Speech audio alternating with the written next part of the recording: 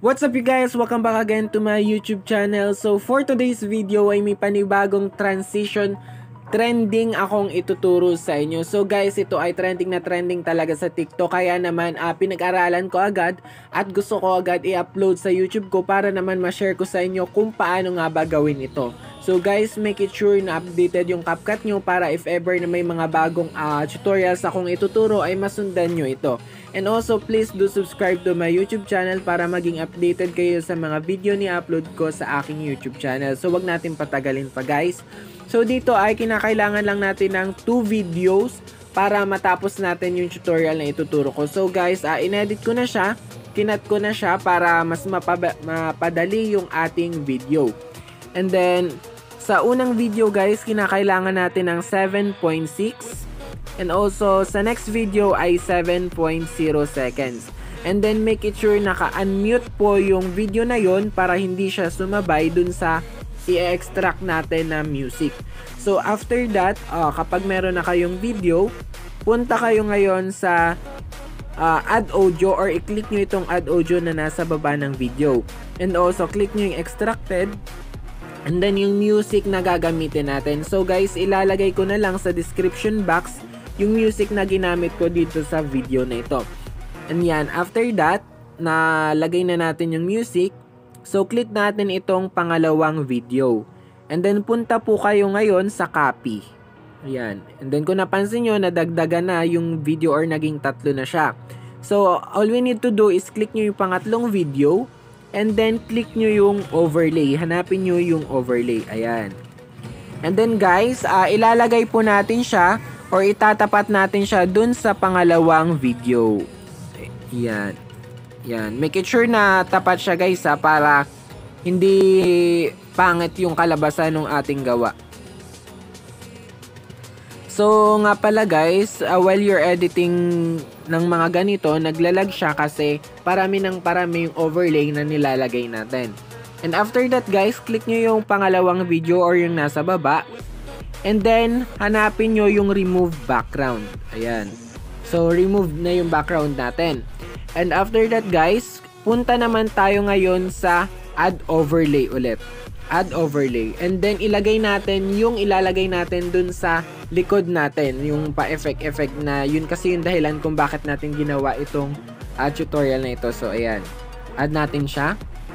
And then, make it sure na hindi makikita yung pangalan or yung watermark ni TikTok. So, ayan. Yan. And then, i-cut natin guys. Ayan, cut natin to.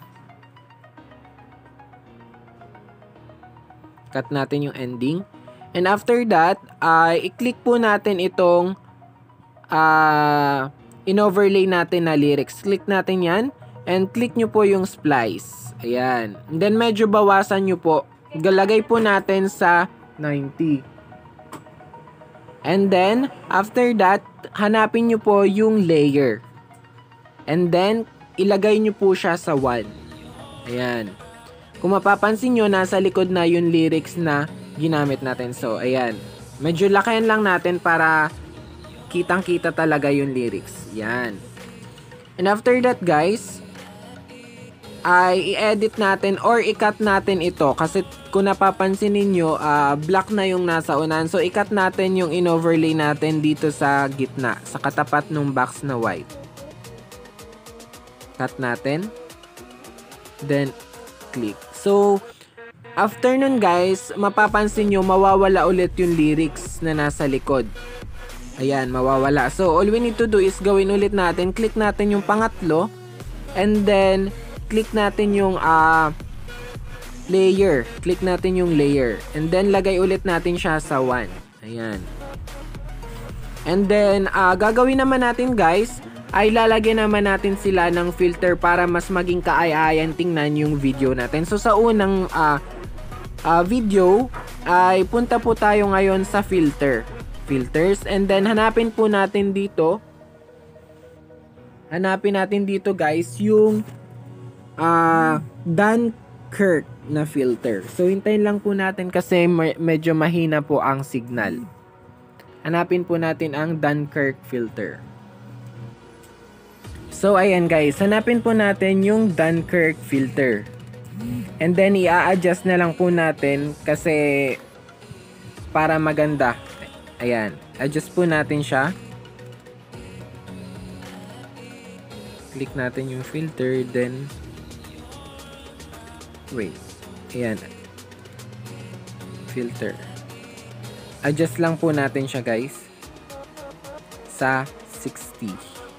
Or kayong bahala kung saan kayo mas nagagandahan. And then i-adjust natin siya sa gitna, dun sa pagitan or yung ending nung first video.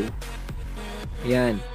And after that guys, dito naman sa pangalawang video ay hindi natin siya lalagyan ng filter, kundi i-adjust natin or tayo yung ma-manual or customize nung filter. So click nyo po yung yan, make sure na sa gitna ha. Click nyo po yung adjust. Ayan. And then ang gagawin natin, click yung brightness and then ilagay po natin sa negative 20. Ayan. And then sunod ay contrast, lagay natin siya sa negative 12. Ayan. Saturation po ay 3. Ayan. And then for exposure, lagay natin siya sa negative 15. Ayan. And then make sure na hanggang dulo siya. Ayan.